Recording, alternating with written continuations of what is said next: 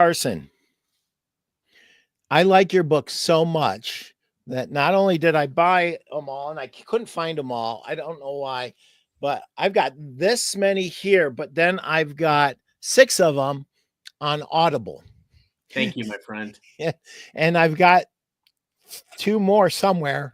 I can't find them because I was trying to clean my office. And so that tells you a little bit about me. I'm not all the way there at I'm 64. the same way. I've got stuff everywhere, but they say that is the sign of a fine mind. That's what I keep telling myself anyway. So why did you start writing this book? And by the end, did that purpose change? Ooh, it's an amazing question. When it began for me, it was, after Salesman on Fire, which is still my best-selling book from 2020. After Salesman on Fire, it just kind of changed. It changed my life in a lot of ways. Get this one too, guys. The different shows and the different content, and the engagement with my followers, and frankly, the trajectory of my career. Like all of the things took a major impact after Salesman on Fire, and I thought I was finished. I didn't see another story at the time, but what I realized, Pete, especially amidst the pandemic, was that everything about sales, how we had come to know it, was shifting. The fundamentals are always going to be the same. It's a contact sport. It's a relationships game. But what was changing was how we were interacting and engaging. And frankly, as well, as I talked to so many different sellers and sales leaders globally, what people were struggling with was also shifting. The burnout, the back-to-back calls, the being on Teams and Zoom calls all day, every day. And, it's just a flavor of burnout that I think a lot of people weren't quite used to.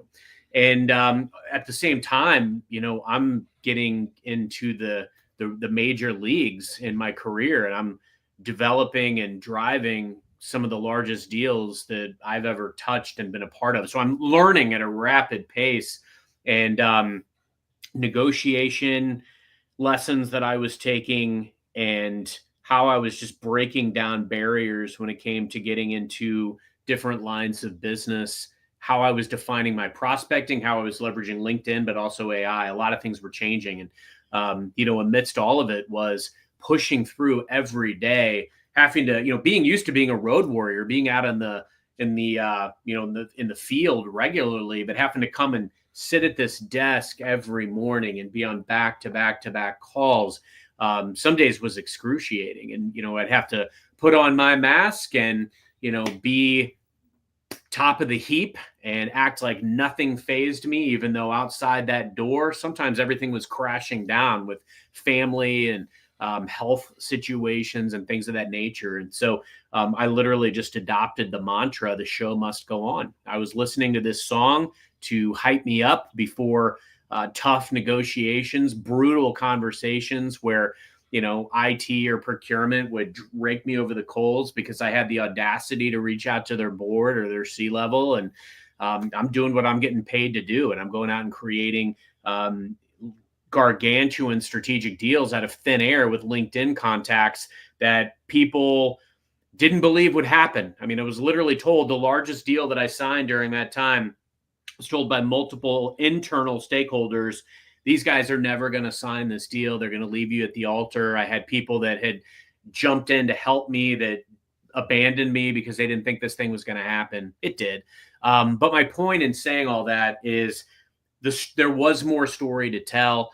I didn't know where it was going. And then by the time it was finished, I usually find when I write a book that it does shift pretty fundamentally each time. And, I started with my very first book back in 2009, Birth of a Salesman. It drastically changed by the conclusion for the better. By my second book, I jettisoned an entire premise and about 200 pages worth of stuff. Very similarly with this one, I wrote an entire story where I was going to funnel a lot through my previous fictional protagonist, Vincent Scott. And I scrapped all of that as well, because I wanted to go nitty gritty. Here's the playbook. Here's what I've done. Here's what I've learned. I am an open book. It's all out there for the world to see. So it definitely shifted fundamentally and pretty significantly by the end.